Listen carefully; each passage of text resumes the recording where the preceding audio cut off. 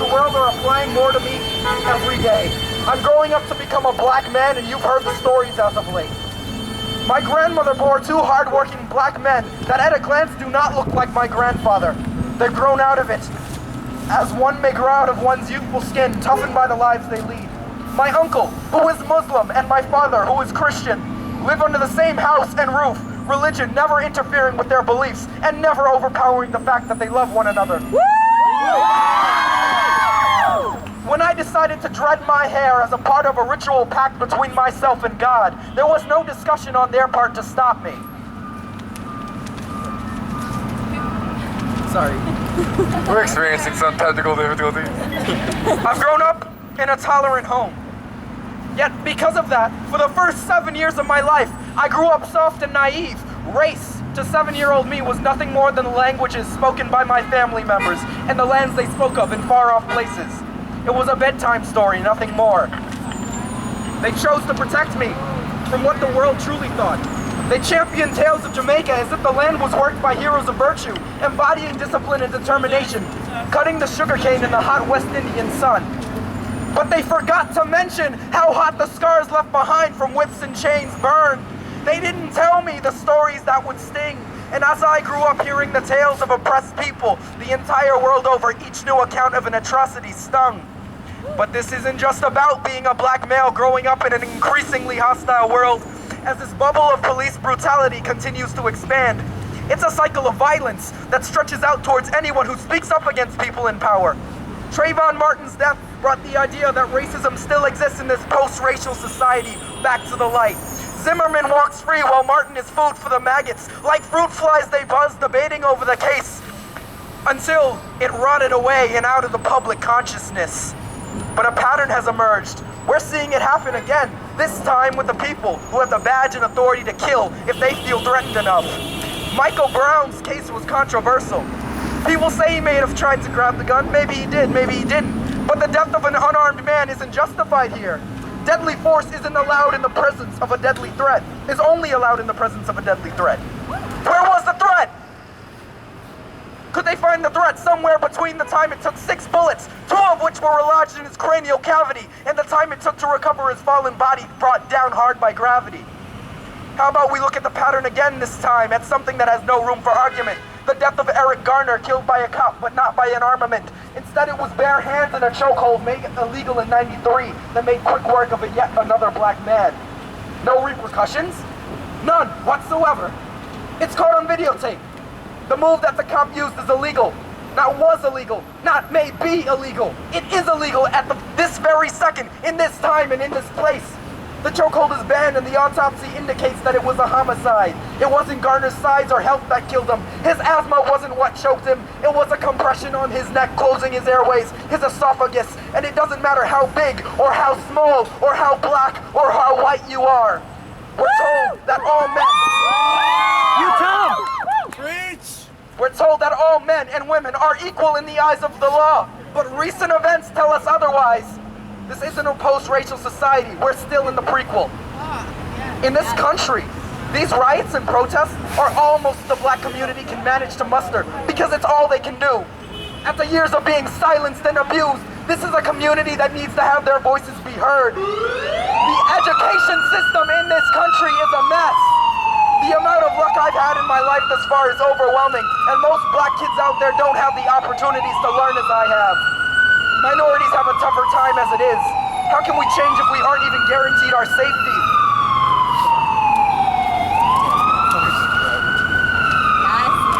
I should be just as secure as I am here amongst my peers as I would be in Missouri, or in Florida, or in Georgia, or in Alabama. But that's far from the truth.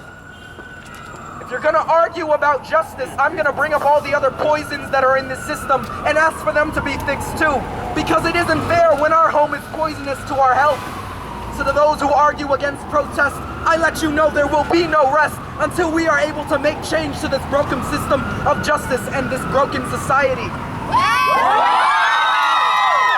Justice is only a small part, and the police who are supposed to protect us as citizens of this country are failing their duty. The government, which is supposed to service the people, is failing its duty. The people we have elected as mayors, as governors, as senators, as representatives are failing their duties. I've heard of my friends all over the city being stopped and frisked, so I changed the way I dressed. I dress and act as if I have a place to go, a place to be. Frankly, most of the time, I'm wandering aimlessly, just cruising by, making sure that I don't act in a manner that isn't fly with the police or the FBI. I'm relegated to keeping the hood of my jacket down in my own neighborhood, lest the police that travel up and down the block decide to come out of the woodworks to fill up their city quotas and pull me aside like most every black boy is. I can very easily see how racial profiling is a problem for all the black, brown, Asian, and Hispanic youth in New York City. I'll keep on wearing my vests and tying my ties in the most uncomfortable manners until the lies that are spread by the people who run the city are admitted, and we finally come to an agreement that minorities in the city, no, in this country, are being treated worse than they should be. I turned 17 recently. I'm 10 years older than that innocent 7-year-old who didn't know how better. I'm getting taller every day and I'm scared. Black men are known to grow tall and the graves we're buried in are dug deep. The amount of racism I have seen in this last decade can make a grown man weep, but I haven't lived long enough to know if I should cry. Because if somewhere down the lines things like this can happen to me, I'll save my tears for when I'm buried alive underneath this pile of racist trash and garbage heaped at people like me. Because if that time ever comes, I'm telling you what I'll say then right now. I can't breathe.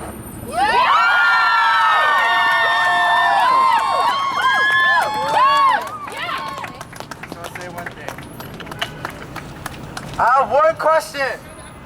How many of you are cold right now? Me! Does your race have anything to do with that? No! All right.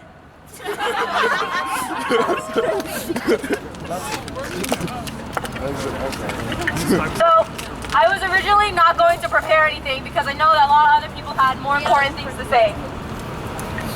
But I feel like you all should know that while we stand here deeply caring about this issue, while all of us here realize that this is something that affects all of us, there are thousands and thousands of more people who don't.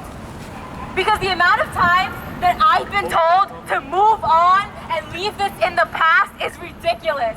By people who don't understand. People who live comfortably in their lives are not disturbed or unsettled at all by the discomfort that their neighbor next door face just because of their skin color. Woo! People often forget that this country was built on the hard work and the labor of black men and women. But now, they want to take their rewards, they want to turn a blind eye and act like nothing ever happened. When you try to bring that back up, when you try to bring up the past and tell them, well, look at what you did before. We have a right to be angry, we have a right to protest. They say, well, that wasn't us, it was our ancestors, we had nothing to do with that. But when you mention things like, we walked on the moon, we found a new cure for cancer, they say, yes, we did.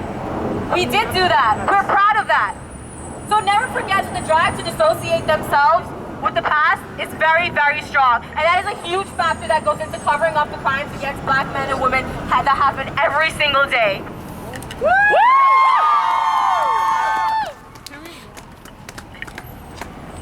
If anyone else has something to say, I'll let you go now. Wait, you have something to say? Oh, yes. Oh, she has something to say? Woo!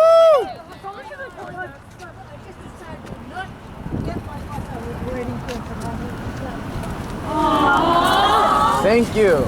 You know, the guy who was killed in the staircase with the terrified policeman who had his gun out. Now, if it's dark and dangerous, it's dark and dangerous for the residents, not just the policeman. Exactly. Yup. And nobody's seen, I haven't seen that raised anywhere. That if it's okay to have your gun out, then every single resident should have their gun out, ready to shoot anybody else that's scared. You know, this whole business is driving me nuts. But okay, I want to make that. Thank you so much. Thank you.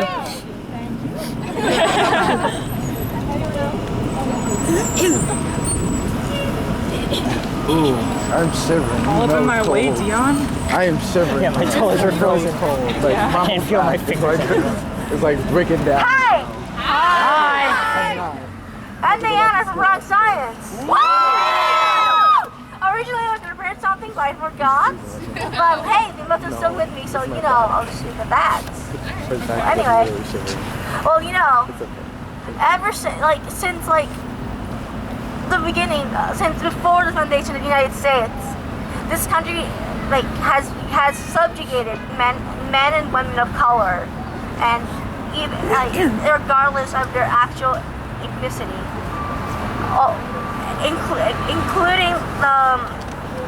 including the Mexicans who live in the Western United States. In fact, how many of them have been driven out from their homes and made to basically work as indentured slaves? But anyway, the state has been so brutal against minorities, like enforced by their execution of the police force. But we the people appointed the police force. We gave them that power, and we can take it back. The police force has forgotten that they don't have the right to threaten or harm us in our homes or neighborhoods. We the people can take that power away from them, and we will never give up.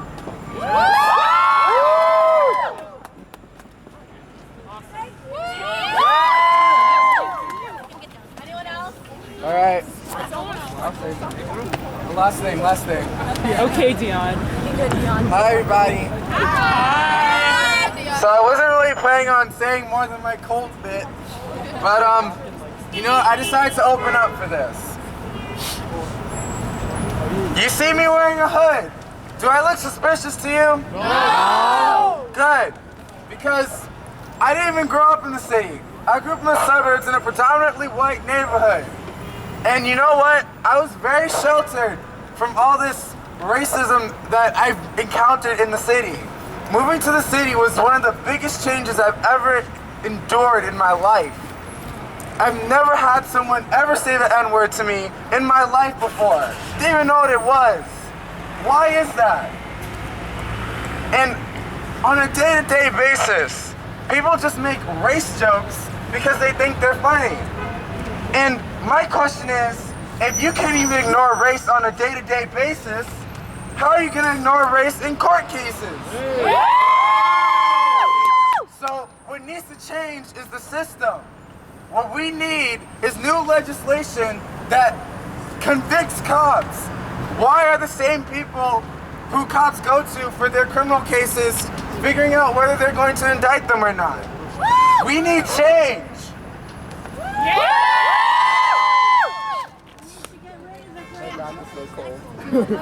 No, I'm not taking it. Jennifer! Yeah, Jennifer! Beach! Hey guys, I'm Jennifer. I go to HSAS. Class of 2015, okay? Okay, so I wrote this when the indictment came out about Mike Brown's shooting. And, okay, here I go. No matter how it all turns out, this will go down in history, and that's what matters most. We'll remember our anger and these protests and the Brown family's unheard calls for peace and the feeling that something needed to change. Our children will learn about this in school and ask us what it's like to be alive during this time, and when we tell them, they'll think it was an entirely different world. Future generations will look back on this and feel the disgust that so many of us already do. What matters most about this is that it will live on and that it will always be remembered as a decisive battle in the fight for equality. Not in that we were not given a trial, but in that we began to look around again and say, we need to fight. Okay, I'm done. Are we marching anymore? Are we Excuse me? still gonna march? Yeah, can Or are we this done is with done. marching? Well, we really need to get back to our school. I need to go back to my school too, because my shit's still there. Are you in? Cold as fuck. It's cold. I have Yeah, turn it down thing. Okay. Okay. Tomorrow, 2 p.m., Washington Square Park. Big march. Tonight, there's a training in Washington Square Park from 6 to 9 p.m. You want to volunteer as a street medic or a legal rights guy or something like that? Yeah. Yeah, are Adding you on guys to going that, tomorrow? the march tomorrow, the March of the Millions, is going to be at Washington Square Park at 2 p.m. But students are meeting up at Union Square at 1:30. So to come, let's all get together and make our voices even louder. Wait, so we're heading back to school now? You can go to the 2 5 stop and the 4 stop. Yeah, let's go to the 4. How far? Savannah, she's asking like, I did. You can just take a gas or something.